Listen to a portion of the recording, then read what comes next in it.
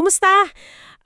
Ngayon, may pag-uusapan tayong isang libro, Koinos, Faith Without Walls, ni Chris R. Velazquez.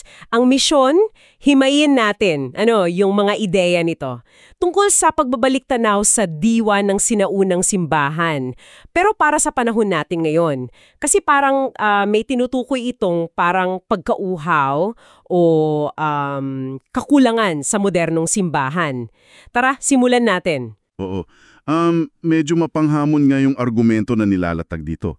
Sinasabi niya na baka raw yung kasalukuyang focus sa performance, yung parang palabas mang sa mga simbahan, baka nakakalimutan na daw natin yung pinakapundasyon ng tunay na espiritual na komunidad.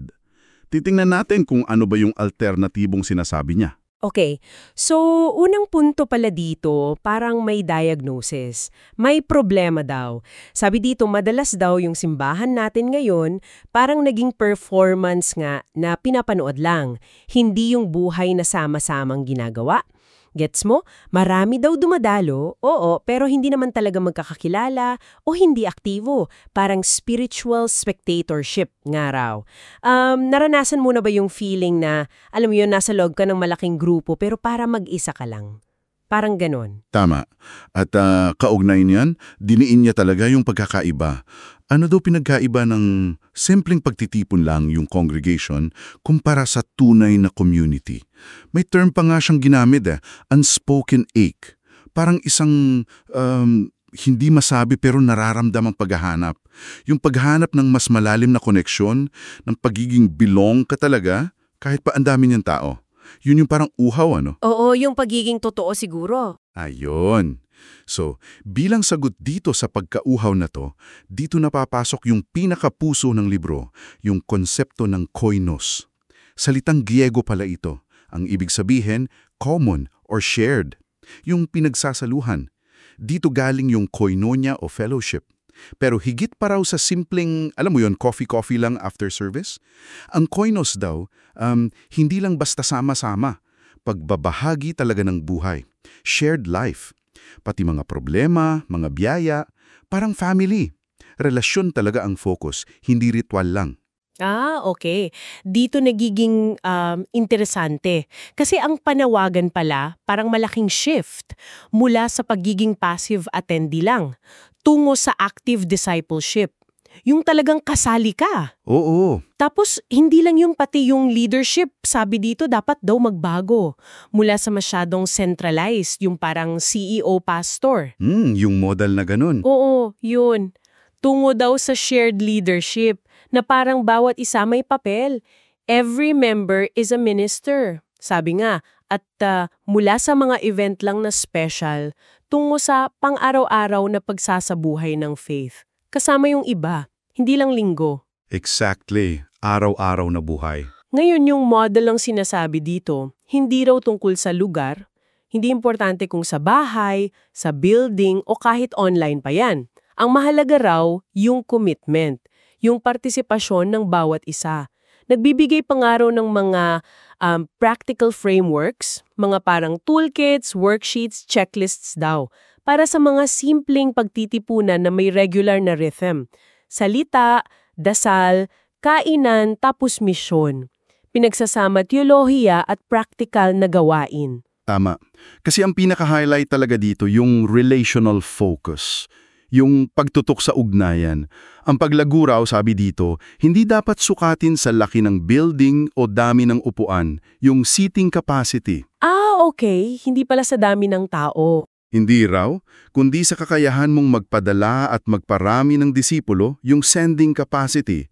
Yung organic multiplication, parang ganun. Natural na pagdami dahil sa lalim ng relasyon at misyon. Sabi pa nga, yung tagumpay, wala yan sa ganda ng stage o ilaw, nasa intimacy, sa authenticity, sa epekto sa buhay ng mga tao na ginagabayan ng espiritu. Malalim yon. So, para kanino ba to? Sino yung mga taong tinatarget nitong Koinos idea? Tinukoy mismo sa libro Sabi, para daw sa mga pastor na, alam mo yon, baka pagod na sa lumang sistema, naghahanap ng bago, mas sustainable para rin sa mga small group leaders, tapos mga kabataan, millennials, Gen Z, na uhaw daw sa tunay na community pero baka medyo dismayado na sa mga institusyon. Oo, mga na-disappoint na siguro. At syempre, para din sa mga ordinaryong miyembro, mga laiko na gusto maging mas aktibo, hindi lang tagapakinig. At kung titingnan natin sa mas malawak na konteksto, itong Koinos model, parang sumasagot siya sa isang postmodern na paghahanap. Paghahanap ng authenticity, yung pagiging totoo, kaysa sa authority lang. Yung presence kaysa sa polish o pakitang tao. At higit sa lahat, yung tunay na community kaysa sa puro religious activities lang. Parang may mensahe dito na marahil ang pinakamalakas na testimonya ng simbahan ngayon, hindi yung mga argumento niya, kundi yung kalidad ng community niya, yung buhay mismo.